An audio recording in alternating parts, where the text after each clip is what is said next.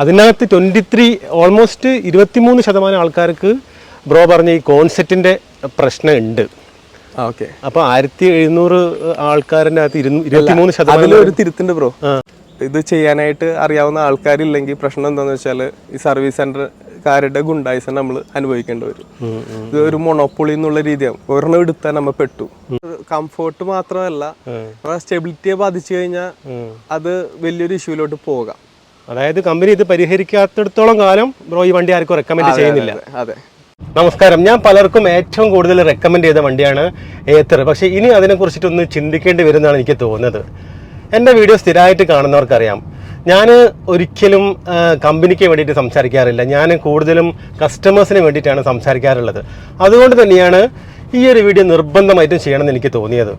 ഞാനിപ്പോൾ കോഴിക്കോടാണുള്ളത്. അജ്മൽ എന്നെ കാണാൻ കൊച്ചിയിൽ നിന്ന് വരുന്നുണ്ട്, ഡ്രൈവ് ചെയ്ത് വരികയാണ്. ഇന്നൊരു ദിവസത്തെ പണി കളഞ്ഞിട്ട്, പെട്രോളിൻ്റെ കാശ് കളഞ്ഞിട്ട്, ഇത്രയും സമയം കളഞ്ഞിട്ട് കൊച്ചിയിൽ നിന്ന് ഡ്രൈവ് ചെയ്തിട്ട് കോഴിക്കോടേക്ക് വരണമെങ്കിൽ എത്രത്തോളം സീരിയസ് ആയിരിക്കും അജ്മലിൻ്റെ പ്രശ്നം എന്ന് നമുക്ക് ചിന്തിക്കാവുന്നതേ ഉള്ളൂ.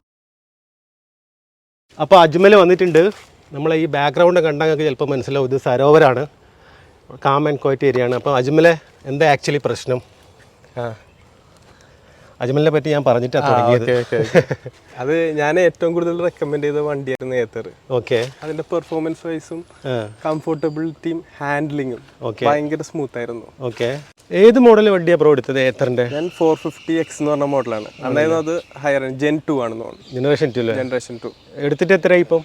ഇപ്പോൾ ഏകദേശം ഒരു 2 years ആയിട്ടുണ്ടാവും. 23 ജനുവരിയിലാണ് എടുത്തത്. എവിടുന്ന? കൊച്ചി ഷോറൂമിൽ? അതെ, വൈറ്റില. ഓക്കെ. ഏകദേശം ഇപ്പോൾ എത്ര കിലോമീറ്റർ ഓടിയിട്ടുണ്ടാവും? ഇപ്പോൾ ലാസ്റ്റ് ചെയ്തത് 35,000 കിലോമീറ്ററിന്റെ സർവീസ് ആയിരുന്നു.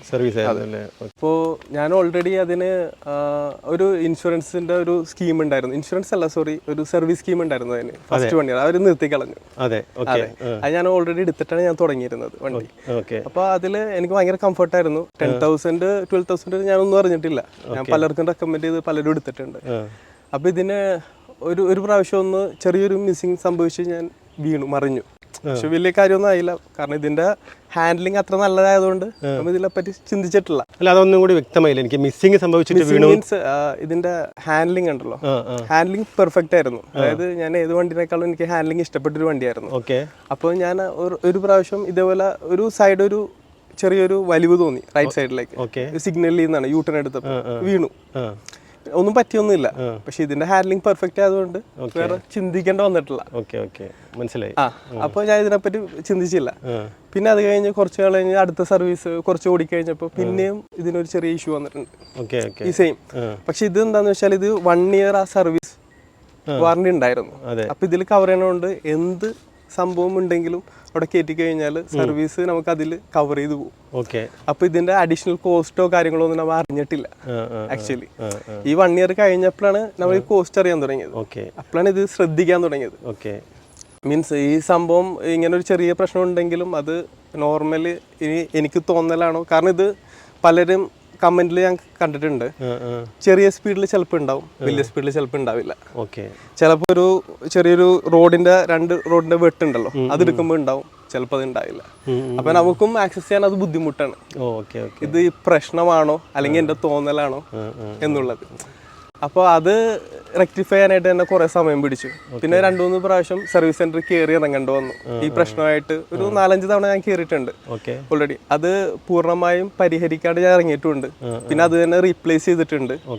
അത് ഓർത്ത ഇയർ ഒരു 2 year ഗ്യാപ്പിലാണ് ഇതൊക്കെ സംഭവിച്ചിരിക്കുന്നത്. അതെ. അപ്പോൾ ഇങ്ങനെ കണ്ടിന്യൂസ് വന്നപ്പോഴാണ് ഞാൻ ഇതിനെപ്പറ്റി അന്വേഷിക്കാൻ തുടങ്ങിയത്. അങ്ങനെയാണ് ബ്രോനെ വിളിക്കുന്നത്. ഇങ്ങനെ ഒരു ഇഷ്യൂ ഉണ്ട്. അതുമാത്രമല്ല, ഞാൻ ഈ സർവീസ് സെന്ററിൽ പോയി അവരായിട്ട് സംസാരിച്ചു, ഈ കാര്യങ്ങളൊക്കെ സംസാരിച്ചു. അവര് ഇതിനെ പറയുന്നത് ഒരു പ്രീമിയം സെഗ്മെന്റിലുള്ള വണ്ടിയായിട്ടാണ് അവർ അവതരിപ്പിച്ചിരിക്കുന്നത്. ബാക്കിയെല്ലാം അവരുടെ സ്റ്റാൻഡ് വരെ അത്ര ഉള്ളതുള്ള പോലെ പറയണമല്ലോ, സ്റ്റാൻഡ് വരെയും അത്ര എഞ്ചിനീയറിംഗ് കഴിഞ്ഞ ഒരു സ്റ്റാൻഡ് തന്നെയാണ്. അവർക്ക് അറിയാൻ പറ്റുമായിരിക്കും. അപ്പോൾ ഒരേ പാർട്സും ആ ഒരു രീതിയിലായിരിക്കും അവർ ചെയ്തിരിക്കുന്നത്. അപ്പം ഞാൻ ഇത്ര പറഞ്ഞിട്ടുള്ളൂ അവരോടത്ത്. ഇപ്പോൾ നിങ്ങൾ ഈ ഒരു പ്രശ്നം സോൾവ് ചെയ്യാനായിട്ട്, ടൈറ്റ് ചെയ്യാനായിട്ട് അവരൊരു 350 വാങ്ങിക്കുമെന്ന് പറഞ്ഞു. പ്രശ്നമില്ല, വാങ്ങിച്ചോട്ടെ. പക്ഷെ അതിനൊരു 1500 to 2000 കിലോമീറ്റേഴ്സ് എല്ലാം ഒരു വാറണ്ടി കൊടുക്കണം കസ്റ്റമേഴ്സ്. അപ്പോൾ അവർക്കൊരു ഇത് ഒരു കോൺഫിഡൻസ് ഉണ്ടാവും, ഇത് നിന്നോളും. അതെ. ഇത് അവരതിന് തയ്യാറായിരുന്നില്ല ഫസ്റ്റ് സംസാരിച്ചപ്പോൾ. സെക്കൻഡ് റൗണ്ടിൽ അവരുടെ സർവീസ് ഹെഡ് വന്നു. അപ്പോൾ അവരും ഇത് പറയുന്നത് വേർ ആൻഡ് ടയർ പാർട്സ് എന്നാണ് ചോദിക്കണം. അപ്പോൾ wear and tear part, tear wear and tear പാർട്ടല്ലേ, അതിന് വാറണ്ടി കൊടുക്കുന്നില്ലേ? അപ്പോൾ ഇത് നിങ്ങൾ വേർ ആൻഡ് ടയർ പാർട്ടായാലും വാറണ്ടി കൊടുക്കുന്ന പ്രശ്നം. അവർ പറയുന്നത് ഫസ്റ്റ് ഒരു 5000 കിലോമീറ്റേഴ്സിന് ഇതിന് വാറണ്ടി ഉള്ളൂ, അത് കഴിഞ്ഞാൽ വാറണ്ടി ഇല്ല. പിന്നെ സംസാരിച്ചു വന്നപ്പം ഇതൊരു മൊണോപ്പൊളി എന്നുള്ളൊരു കണക്കേ വന്നു സംസാരം. മീൻസ് അതായത് നിങ്ങൾ ഇത് കൊണ്ട് വേറെ നിങ്ങൾക്കൊന്നും ചെയ്യാൻ പറ്റത്തില്ല, അവരിത് അവരുടെ അടുത്ത് തന്നെ പോണ്ടേ വരും, അവരുടെ അടുത്ത് പാർട്സ് കിട്ടുള്ളൂ, അങ്ങനെ ഒരു ടോക്കിലേക്ക് വന്നു.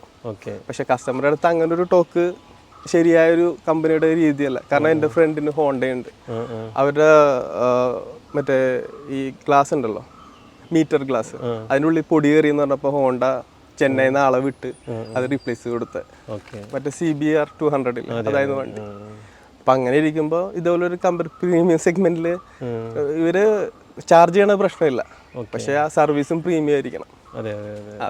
അതായിരുന്നു കൺസേൺ. അപ്പോൾ എനിക്ക് തോന്നി ഇത് ബാക്കിയുള്ള കസ്റ്റമേഴ്സും കൂടി അറിയണം. ചിന്തിക്കാൻ വേറൊരു കാര്യം കൂടിയുണ്ട്. ഇതിന് മുമ്പ് ഒരു ഉടായ്പ ഉണ്ടായിട്ടുണ്ടായിരുന്നു, അത് മൊത്തം കമ്പനിയാണ്, ഈ എത്ര അല്ല മൊത്തം EV കമ്പനിയായിരുന്നു. ചാർജറിന്റെ ഓർമ്മയുണ്ടോ? ചാർജറിന്റെ എന്ത് സംഭവം? ചാർജറിന്റെ പേര് ഞാനൊരു ദിവസം നോക്കിയപ്പോൾ എൻ്റെ അക്കൗണ്ടിൽ 19,500 വന്നേക്കുന്നു. സബ്സിഡിയുടെ, അതായത് ചാർജറും ഇതും കൂടി ഒരുമിച്ച് ബില്ല് ചെയ്യാൻ പാടുള്ളൂ. എന്നിട്ട് അത് ഒരാൾ ഇനിഷ്യേറ്റീവ് എടുത്തത് കൊണ്ടാണ് ഇത്രയും പേർക്ക് ഞാൻ പോലും അറിയാണ്ട് എനിക്ക് ആ ക്യാഷ് തിരിച്ചു കിട്ടിയത്. ഓർമ്മയുണ്ടോ? ആ സെയിം സംഭവം. അപ്പൊ ഇതേപോലെ ഒരു സംഭവം ഉണ്ടെങ്കിൽ ഇപ്പൊ ഞാൻ ത്രൂ ഒരാൾ അറിഞ്ഞ അത് ഇത്രയും യൂസേഴ്സിന് ബെനിഫിറ്റ് ആവും.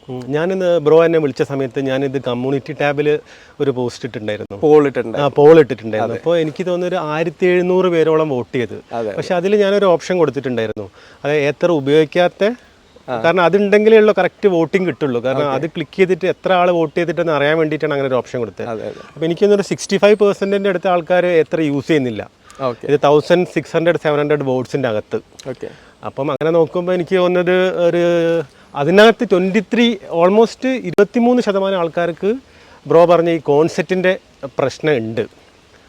അപ്പൊ 1700 ആൾക്കാരുടെ അകത്ത് 23% ഒരു തിരുത്തുണ്ട് ബ്രോ. കാരണം ഇത് ഐഡന്റിഫൈ ചെയ്ത് വരുമ്പം ഒരു ടൈം ആവും പ്രശ്നം ഉണ്ടെന്നുള്ളത്. അതാണ് എനിക്ക് പറ്റിയ തെറ്റ്. കാരണം ഞാനിത് 2 വീഴ്ച കഴിഞ്ഞപ്പോഴാണ് ഇത് ഐഡന്റിഫൈ ചെയ്തത്, ഇങ്ങനെ ഒരു ഇഷ്യൂ ഉണ്ടെന്നുള്ളത്. അത് എന്റെ ഇഷ്യൂ ആണെന്നാണ് ഞാൻ വിചാരിച്ചിരുന്നത്, പക്ഷെ എന്റെ ഇഷ്യൂ അല്ല, വണ്ടിയുടെ ഇഷ്യൂ ആണെന്ന് പിന്നെയാണ് മനസ്സിലായത്. അപ്പൊ മിക്കവരുടെയും ധാരണ ഇത് നമ്മുടെ തോന്നലായിരിക്കും. ഇനി ഞാൻ പറയുന്നത് അങ്ങനെ ഒരു തോന്നൽ ഉണ്ടായാൽ പോലും നിങ്ങൾ സർവീസ് സെന്ററിൽ പോകണമെന്നുള്ളതാണ്. അല്ലെങ്കിൽ ഇപ്പൊ സർവീസ് സെന്റർ പറയുന്നത് ഞാൻ ആ വീഴ്ച ഉണ്ടല്ലോ, ആക്സിഡന്റ്, അത് കാരണമാണ് ഈ സംഭവം ഇങ്ങനെ സംഭവിച്ചേക്കണെന്ന്. മനസ്സിലായി. അപ്പൊ എതിരെടുക്കണവര് അത് അതിന് മുമ്പ് തന്നെ നിങ്ങൾക്ക് തോന്നിയ സർവീസ് സെന്ററിൽ പോയിക്കോളൂ, പ്രശ്നമില്ല, അത് ക്ലിയർ ചെയ്തോളൂ, പിന്നെയും തോന്നണ്ടെന്ന് നോക്കിയാൽ മതി. അപ്പോൾ യൂസേഴ്സിന് ഇപ്പൊ എന്താണ് എവിടെയാണ് സ്റ്റക്ക് എന്നുള്ളത് അവർക്ക് അറിയാൻ പറ്റും. കാരണം നോർമലി ഇത് വൺ ടൈം ഒരു ഇഷ്യൂ അല്ല, ഇത് നമ്മൾ അറിഞ്ഞു വരാനായിട്ട് കുറച്ച് സമയം എടുക്കും. അതെ, ഓരോ ടൈം പീരീഡ് നമുക്ക് ഇതൊരു ഇഷ്യൂ ആണെന്നുള്ളത് ആ ടൈം പീരീഡ് അറിഞ്ഞു വരുമ്പോഴത്തേക്കും സർവീസ് സെന്ററുകാർ കൈമലർത്തും. അപ്പൊ ഈ വീഡിയോ ആരെയും കുറ്റപ്പെടുത്താനോ ഇതിനല്ല, ഇത് ഉപയോഗിക്കണവര് ഒരു ജാഗ്രത പാലിക്കുക, ഇങ്ങനൊരു സംഭവം ഉണ്ട്.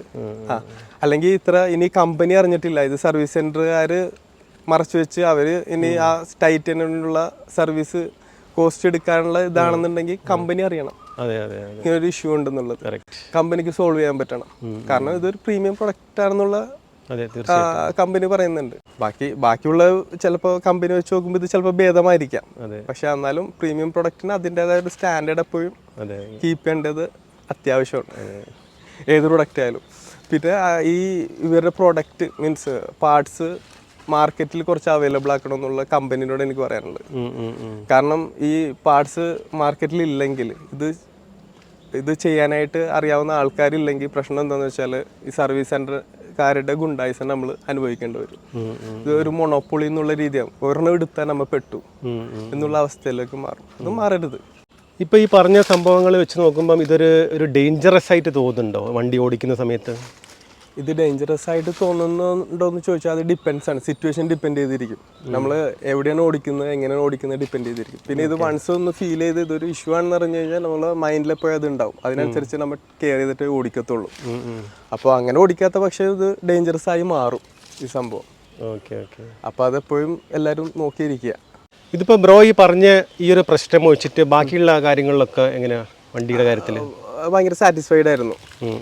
ഇത് പക്ഷേ ഇതൊരു നമ്മൾ കംഫോർട്ട്, റൈഡിന്റെ കംഫോർട്ടും ഒരു സ്റ്റെബിലിറ്റിയും ബാധിക്കുന്ന ഒരു പ്രശ്നമായതുകൊണ്ടാണ്. അതായത് മാനസികമായിട്ട് നമുക്കൊരു ഒരു പ്രശ്നം ഇത് അറിഞ്ഞതിന് ശേഷം അതെ അതെ. ഈ ഒരു പ്രശ്നം ഉണ്ടായതിനു ശേഷം ഇനിയിപ്പം ആർക്കെങ്കിലും സുഹൃത്തുക്കൾക്കോ ഫാമിലിക്കോ ഈ ഒരു വണ്ടി റെക്കമെൻഡ് ചെയ്യോ? ഇല്ല, അത് കമ്പനി അഡ്രസ്സ് ചെയ്താൽ ഞാൻ റെക്കമെൻഡ് ചെയ്യും. കമ്പനി ഇത് അഡ്രസ്സ് ചെയ്തില്ലെങ്കിൽ ഞാൻ ഒട്ടും റെക്കമെൻഡ് ചെയ്യില്ല. അതായത് ഈ ഒരു കോൺസെപ്റ്റിന്റെ ഇഷ്യൂ അവർ പരിഹരിക്കണം. അത് റൈഡിങ്ങിൽ തന്നെ പ്രോബ്ലം വരുന്നല്ലേ, മേജർ മീൻസ് നമ്മുടെ ഒരു കംഫോർട്ട് മാത്രമല്ല, നമ്മുടെ സ്റ്റെബിലിറ്റിയെ ബാധിച്ചു കഴിഞ്ഞാൽ അത് വലിയൊരു ഇഷ്യൂലോട്ട് പോകാം.